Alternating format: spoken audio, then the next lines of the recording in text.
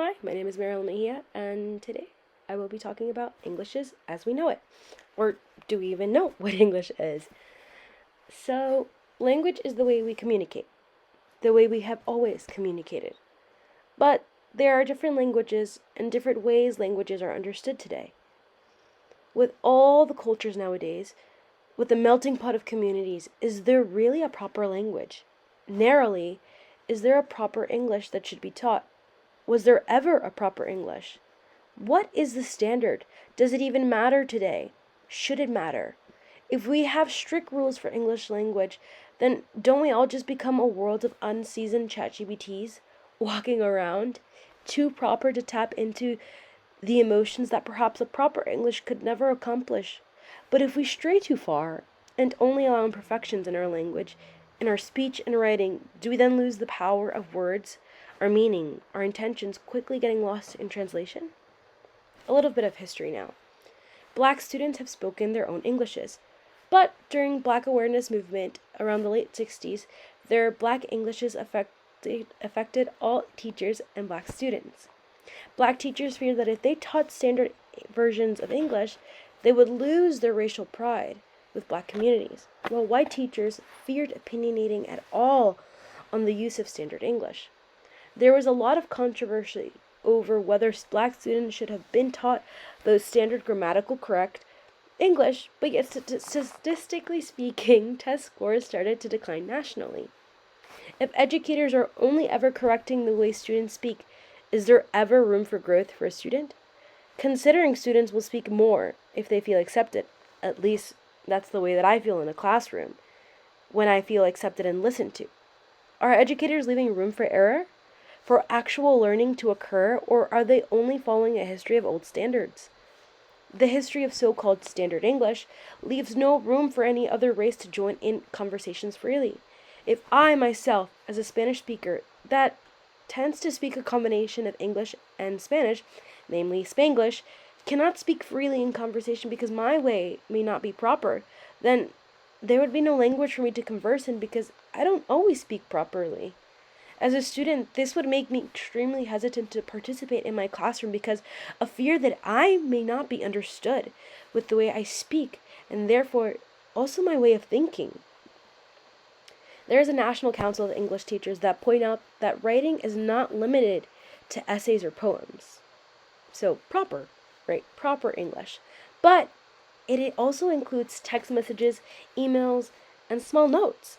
By including text messages, emails, and small notes, as an educator, you would be opening up the way a student might understand language.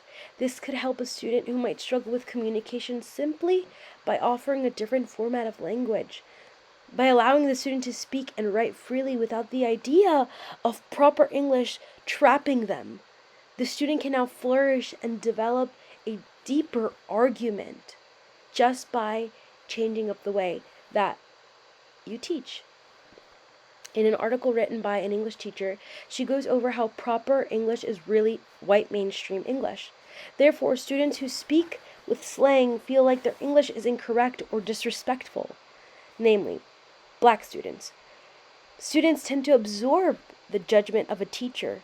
So when teachers call them bad or sloppy for using their English, it becomes a major impediment to learning.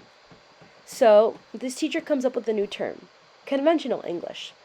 Although the thought that conventional to whom comes about, conventional is better than proper, because the term convention allows for an adaptability, while proper only allows for rigid rules.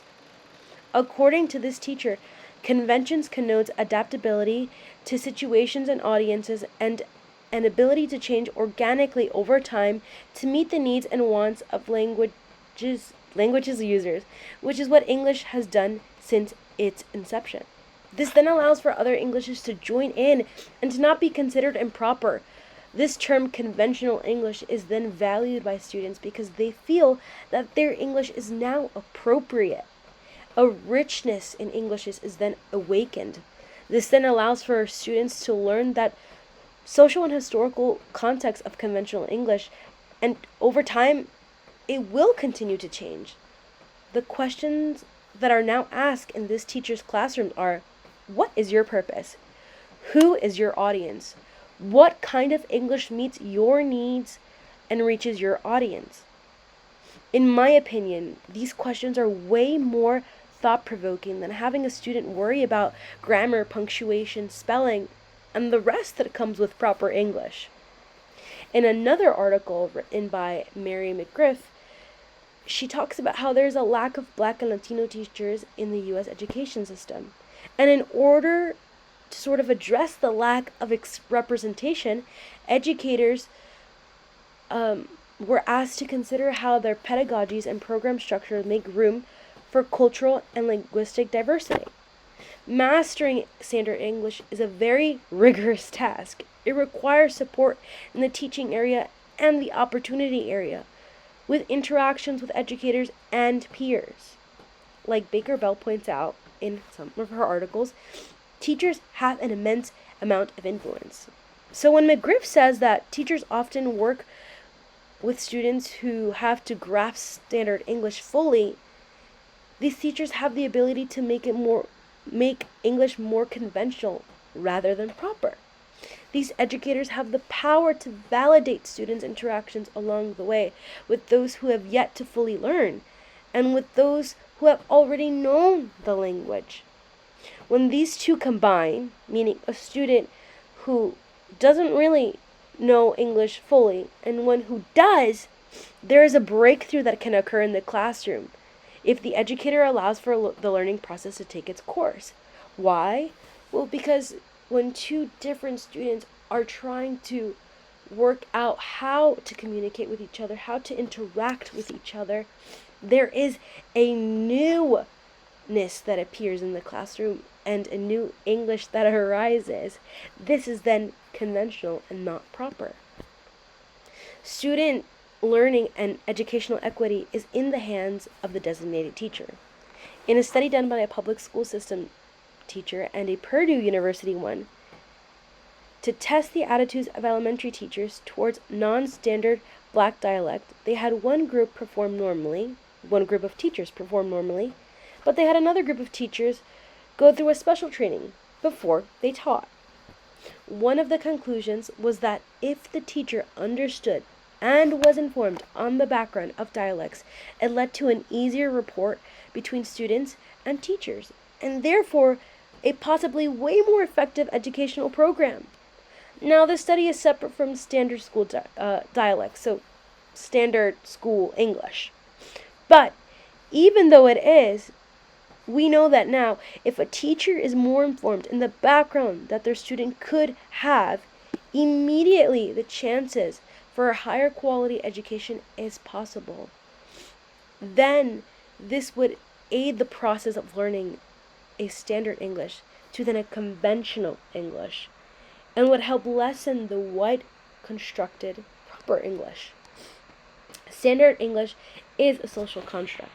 We should all, as students and educators, be comfortable with entering academic rooms and bring in the way we speak normally. Academic spaces should allow for diverse engagement with language. People should not feel like they have to exclude a certain part of themselves when they come into an academic realm. Someone's accent should never stop them from being welcomed into a higher status, educationally or professionally. And so, what is English? Do we know what English is? English is just the combination of all our Englishes. It is our interactions, and it's ever-changing. It's not rigid, and it's not proper. It's conventional. Thank you so much for listening. The articles that I used were Rethinking a Correct and Proper English by Andrea Griswold, Standard English Feedback and Positioning of Black and Latinx Pre-Service Teachers by Mary McGriff, and Attitudes of Selected Elementary Teachers Towards Non-Black Dialects by Thomas Petras and Pose Lamb. Thank you so much.